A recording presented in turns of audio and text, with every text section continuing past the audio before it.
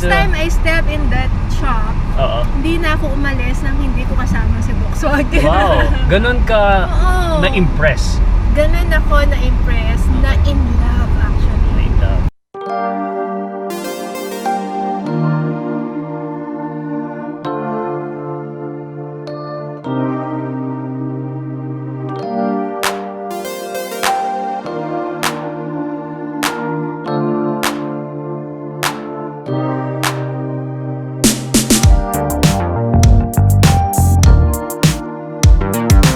This is the Volkswagen Santana in Polar White.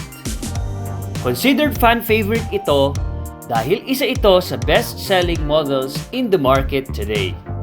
For only 620,000 pesos, you get the perfect companion for any situation with high standards of safety and impressive, elegant design. Unang tingin pa lang, agad na malalamang Volkswagen na ito. European style when it comes to horizontal grille with chrome moldings, airflow optimized lower vent grille, aerodynamic color keyed side mirrors with turn signal lights, angular rear design bumper, bonnet lines which are linked between the headlights and A-pillar, and rear fog lights with modern wide dual lit rear cluster tail lights.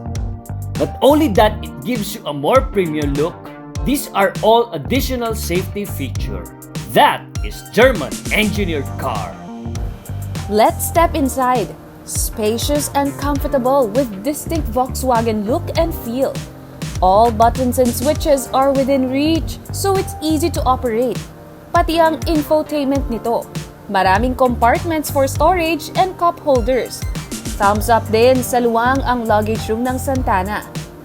All passengers are protected with its safety airbags and seatbelts that comply with global safety standard. That's peace of mind, hatid sa inyo ng Volkswagen.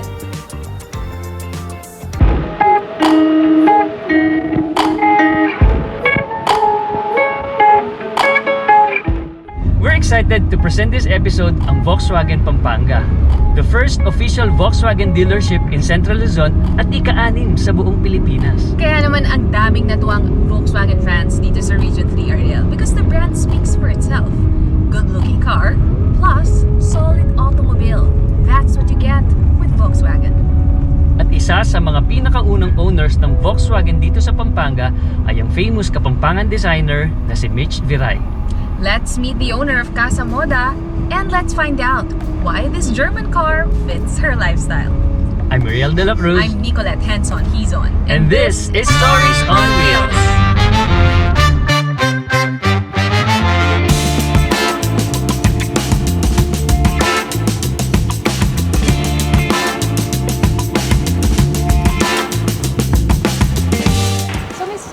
Kwento mo naman sa akin, paano ka na-start mahilig sa ganitong field, sa paggawa ng mga damit? Fashion designing, no?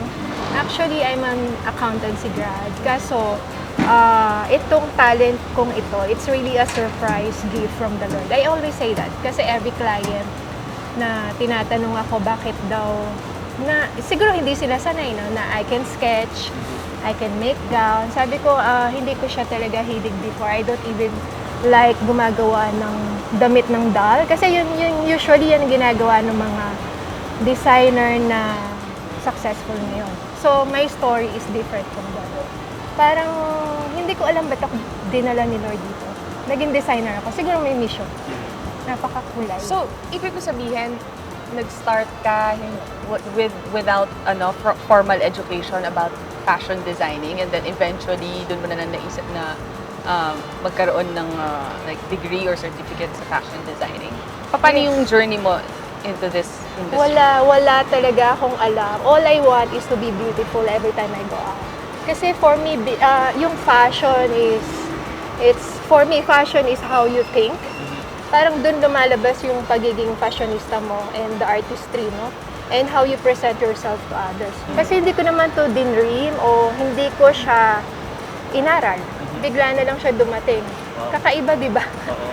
Kahit ako na-amaze ako dun sa kwento na yun. Even my husband and my kids, I always tell them na gano'n ang nangyayari sa akin. So what does that tell us? It's never too late. Yes. And to discover what you can do pala. Yes, I was 33 when I found out I can design and I can make gowns. Para bang through sketching, parang avatar pa lang yung nai-sketch ko before. Parang avatar look, no? May parang ganun. Kasi hindi ako marunong talaga mag-drawing until na pag-aralan ko siya. Tapos, naitatayo ko naman siya ng maganda. Pero sa sketch ko, hindi siya maganda. Okay. Until finally, nung nanganak na ako sa bunso kong nakapag-aral na ako. Every day, I go to Manila for 1 month para mag-aral kay Sir Georgie Loren. Okay. So that's where you did your formal training sa fashion designing. Okay. Sa kanyang shop. So dun mo hinone din yung, kumbaga na-discover mo, tapos you decided na, okay, I'm gonna be serious about this and, Yes, exert oo. some effort. So, Kasi I started small talaga. Empleyado lang, and then gustong magkapamilya, nag-resign sa trabaho, and then ang asawa ko parang sinuport niya ako to have a business kasi kailangan ko rin kumita. Ayoko kasi nung nasa bahay. Parang hindi ako pambahay. I need to work kasi yun ang, ewan ko, parang yun ang nasa isip ko lagi. Iba-iba naman ng mga babae. Ganun ka kulay yung pinagsimula ng aking fashion life. so madami na rin siya napagdaanan. Kasi, Dami. And now you are your own boss, di ba? Oo. Napaka-inspiring So, lagi ko nga na. sinasabi, thank you Lord. Lagi Fashion ko nga designer. sinasabi, mom, wife, boss. oo. Isa sa mga pinakamahirap na work. Everybody knows, we all went through the same situation na nagka-lockdown. Yes, oo. So, are there any hobbies that you, or parang newfound interest while on... Ay, ang ganda ng In tanong. quarantine, yan. Yes. Ang daming opportunities na dumating sa akin. Natuto akong tumugtog ng ukulele. Wow. Kasi I love listening to music, so nare-relax ako. Tapos, natuto rin akong magtanim in front of Plantita our na rin house. si, Pero yung pagiging plantita ko, yung mga fruit bearing. Fruit bearing. Yan, Okay. hindi yung ornamentals. Okay. Pero may ornamentals din ako sa bahay kasi may mga nagpapadala para picturean, tapos i-vlog natin. Tapos yan, natuto rin ako mag-vlog kasi Yun. sabi ko nga, importante yun pala, no? Kasi ngayon, ang platform natin is the social media. Tapos, ano pa ba? There are so many things pero ang pinaka-importante na natutunan ko is to share what I have, even in my small ways lang. Like yung nakakatulong tayo, like yung kay La Voltaire, yung team namin, yung mga ganung bagay. Tapos afterwards, nakaisip ako ng yung Project Malasakit. Can you tell us more about this project, Yes. Malasakit? Oo nga.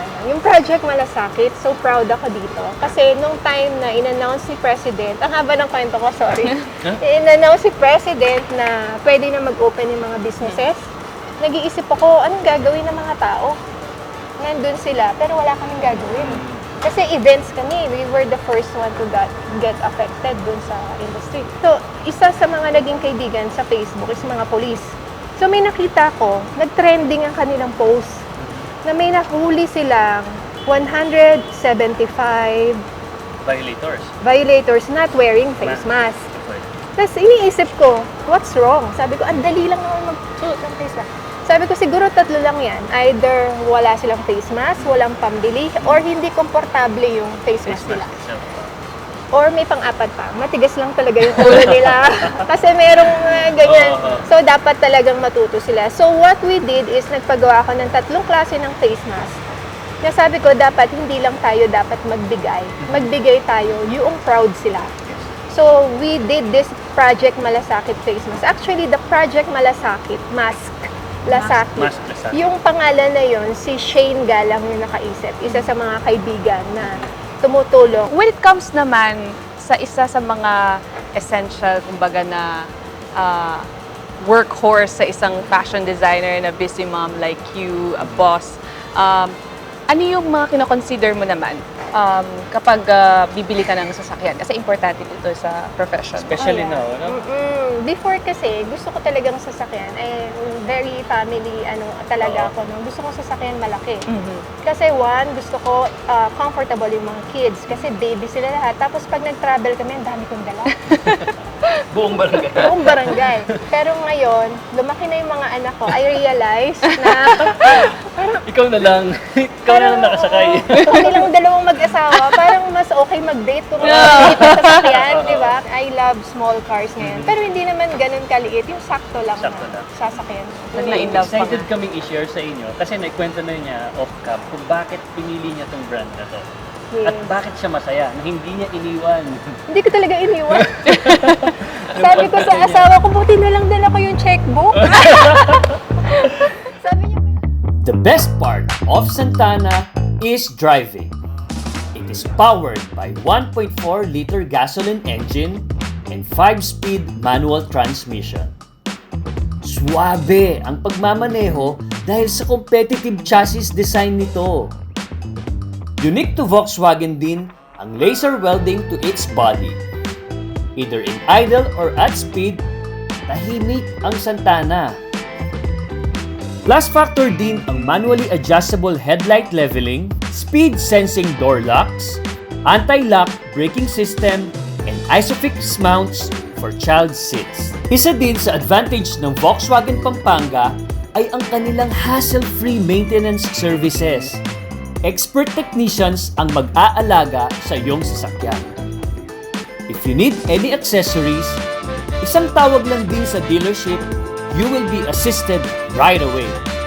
Kung sobrang avid fan ka ng Volkswagen, or if you want to share your love for the brand, they have official Volkswagen merchandise, a perfect gift for anyone.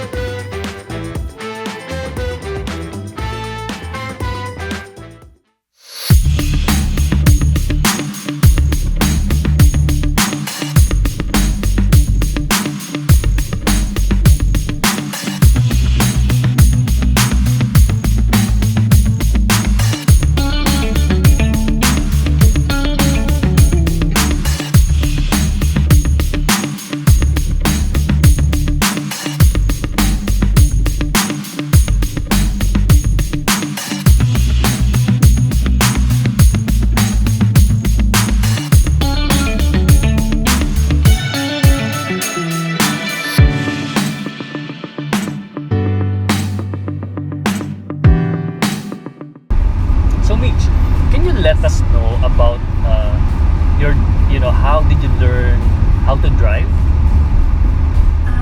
And how was your experience overall? Oo. Kasi di ba parang hindi, parang as you mentioned a while ago, matagal ka nang nagde-drive. And it's, before, di ba, Nicolette, sa atin, hindi ganun ka-common yung mga lady drivers eh. So, can you let us know about how did you learn? What was your experience? How did you overcome your fear, di ba? yes. Very colorful yung aking journey, how to learn, how I've learned to drive. Nag-apply ako for promotion ng 4 o 5 beses. At hindi nila ako kinukuha, ina-applyan ko talaga. So naglalakas loob ako mag-apply. Kasi nga gusto ko tumaas din yung sahod ko. Tapos the last na in-applyan ko nga is yung sa sales and marketing. Eh kailangan marunong ka mag-drive when you're into sales and marketing kasi nga i-issuehan ka nila ng Company car, company car. So sabi din ng interviewer, usually panel yung nag-i-interview mga Yeah. lalaki no, sa Coca-Cola. Pero ngayon marami ng babae sa Coca-Cola. Sabi niya, do you know how to drive? And then I answered, yes, I know how to drive. Pero the truth is, I Hindi don't know pa. how to drive. Tapos, kailangan ko patunayan yun na marunong ako mag-drive. So, I told my boyfriend, which is my husband now, na kailangan niya ako turuan mag-drive. So, yung husband ko ay nagturo sa akin mag-drive. Talaga. So that, ladies and gentlemen, Yes, is an yes, example of faking it until you make it. And then, my boss knows na yun. Oo nga. So, na nag-lie ako. Just to get the job. take this opportunity to apologize to I'm so sorry. Wala ka namang nabangga or Wala any naman. I'm a untoward very- incident. Wala naman. Awa Wala ng naman. Diyos. Okay. So, yun naman yung story naman behind your first Volkswagen na purchase. Yes, yes. Volkswagen. Yes. So, dito yun ah. Dito Yep. yun. Ayan. So, Nasaan yeah. ba? Nandito, banda. Nandito na. Right. Exactly. Yeah. On to your right. Yes. First Is, time I step in that shop, Oo. hindi na ako umalis nang hindi ko kasama si Volkswagen. Wow. Ganun ka Oo. na-impress. Ganun ako na-impress, na in love actually. Na-in love. You know naman, when you're a woman, you Oo. tend to fall in love every time na sige, yung- excited ako na ma-share mo yun sa ating mga viewers. So paano? So you entered the showroom. Yeah, we entered the showroom. I was with my husband. Mhm. Ang main agenda lang namin is to check the cars. Mhm. Kasi nga, gusto ko ng small car. Mhm. Kasi sabi ko, total, nakakapagbigay naman tayo sa mga may mga nangangailangan. Mhm. I think I need to buy myself a gift. Oh, Sabi kong gano'n. yeah. Yung kaya ko lang, yung Oh. kaya ng budget ko. Kasi Oh. nga, feeling ko, ayokong mangutang Oh, sa yes. panahon ngayon. Yes. Kasi nga, baka hindi ko mabayaran. Mhm. So, the quality daw talaga Yes. ang German Oh. car. And Diba? sa tibay daw ng body niya, Yes. perfect daw talaga for a lady Oh. driver like me. So, yung safety ba, Mhm. rather than the being it beautiful. Yes. Yun yung number one. Tapos maganda rin talaga siya. Napaka-classic, Mhm. timeless, Mhm. elegant talaga yung Yeah. itsura. Tsaka hindi siya mayabang. Yes. Humble lang yung itsura Oo. ni Lavida. Lavida. Sinabi ko na, si Oo. Lavida Volkswagen. Like, Yung... Yes. Mitch Oo nga, no? Tama. Very layo na ng simple. darating, pero simple. Yes. Wow, thank Napakabait. At Thank you, balita ko, Nicolette, mahiyain si Mitch. Before. Before. Biglang So nagtakip. ibabalik ko lang yung question na hindi ko natanong. Sino ang nag-influence sa'yo na mag-vlog? Actually, idol ko si Voltaire. Yun. Sir Okay. Voltaire, ang ating guest sa ating Oh, yes. So si Voltaire pala yon. he's Actually, a sa kanya galing yung question. Voltaire, self-promotion pala ang tanong mo, ha?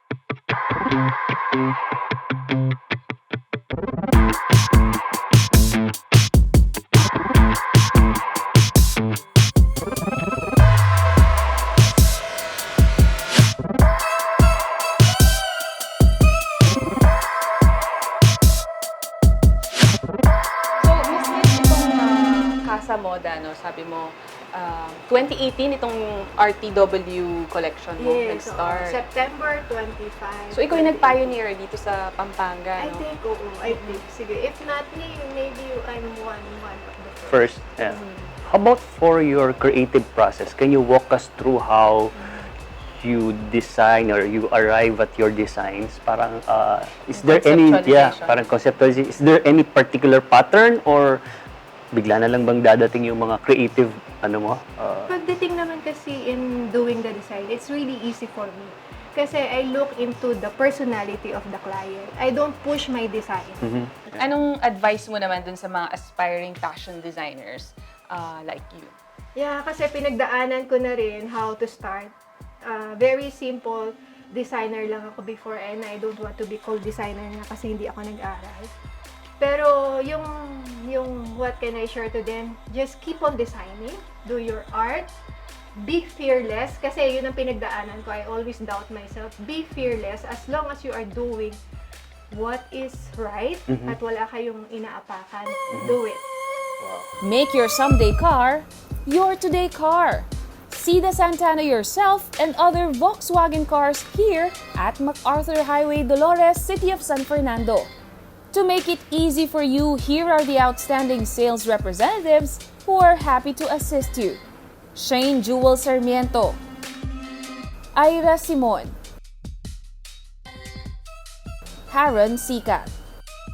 For more promos and updates, like and follow their Facebook page, Volkswagen Pampanga. Explore the amazing world of Volkswagen with Volkswagen Pampanga. Stay up to date with our stories by following our social media pages.